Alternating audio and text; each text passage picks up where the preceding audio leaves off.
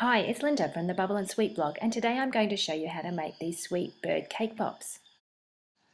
I've got a tray here with some non-stick paper on it, and I've got my cake pop mixture, and I'm rolling it into a ball and then shaping it into a teardrop shape, and then I'm pulling the edge up to make a little tail, see there, and that's going to be the head on that side.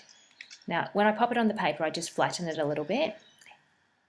So first roll it between the palms of your hands to make a ball shape, then flatten the sides, then push down in the middle and pull out the tail and make a rounded face and head side. Now I've got a link to a cake ball recipe down below, or you can use some of the recipes on my blog. I'll put those in the comments as well.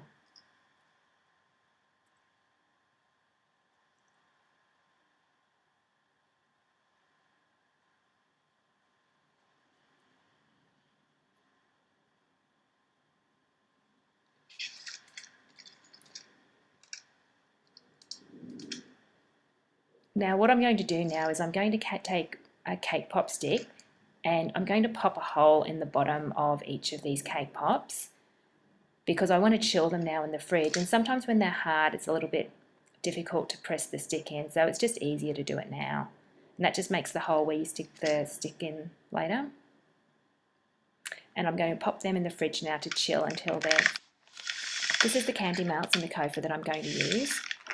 So I'm going to pop them in the bowl and cut up the copha. If you don't have copha, I've got some notes down below on what you can use, and I've got some of the candy melts that I haven't popped in the bowl because I need to cut those up to make the wings. So I'm popping that bowl into the microwave at medium-low heat for about 2 minutes, and while I'm doing that I'm going to come back and I'm going to use a sharp knife to cut these candy melts in half, and then I'll show you later what I do with them. I just stick them on the side of the cake pops to make those wings.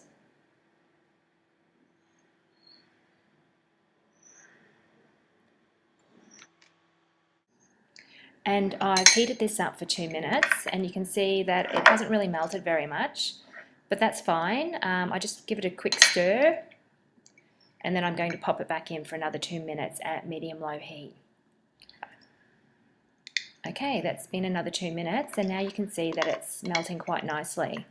And I just want to stir it around until all the lumps have gone, and just make sure it's the right consistency. So you'll be able to see in the video here how as you mix, you get rid of all those lumps.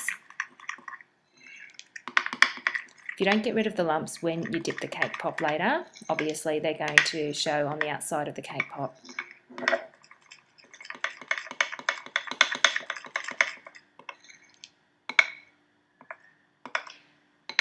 See, the consistency here isn't too watery, but it's nice and fluid.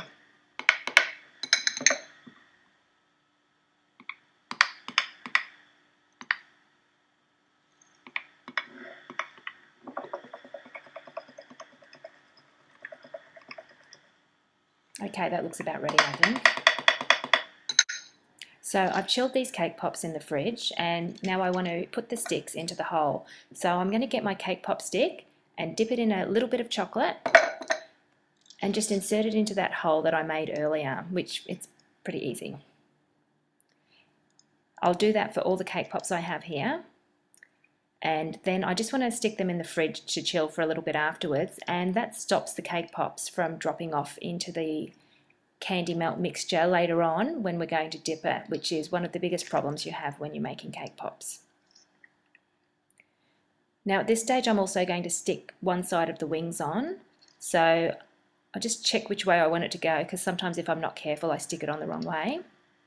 And I'm just going to put a bit of that melted candy melt onto the side.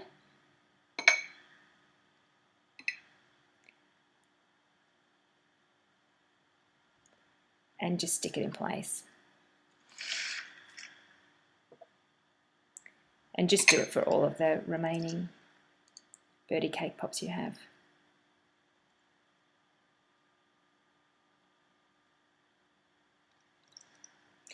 And then, like I said, just pop that tray into the fridge to chill.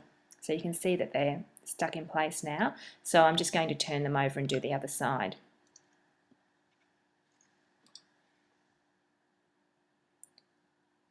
Now just check which way you want those wings to go, because like I said, I get a bit confused sometimes and stick them on the wrong way. You might not be as easily confused as I am.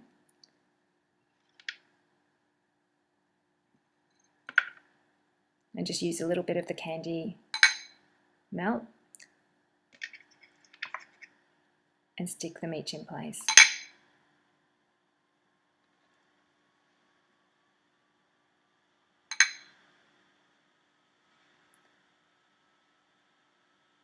And then you can just pop them back in the fridge to chill again. It should only take a few minutes for them to be firm. Okay, now we're going to decorate them, and I'm using these red hearts to make the little beaks on the bird, which you're going to see in a moment. So I just used 2 of them for each of the cake pops. And I'm going to use these edible eyes, which I made myself out of royal icing, but you can buy them from craft shops already made up. If you don't have the red hearts, you can use other things, like for example, these confetti sprinkles. The orange ones in this look really cute. So just use 2 of those for the beak to make an open beak. And if you don't have candy eyes, you can also just draw an eye on using an edible marker. So just use what you've got around. Okay, so now I'm dipping the cake pop. Now I dip one side, the front, the other side, and then the back, and just shake off any excess. And this is where it's really important that you've got your stick stuck in firmly and chilled in place, because otherwise that whole cake pop's just going to drop off into the mixture there, which is kind of sad when it happens. Although yummy, because you get to eat it. Okay, now I've got this stand, so I'm just going to pop it into set, but before the candy sets, oops, I'm going to move that. Just pop in place one of those sprinkles and then stick another one on the top. They're just those heart sprinkles I was showing you before, and that makes a cute little open beak there. And then I'm just going to pop one of those candy eyes in each side. And there you have it.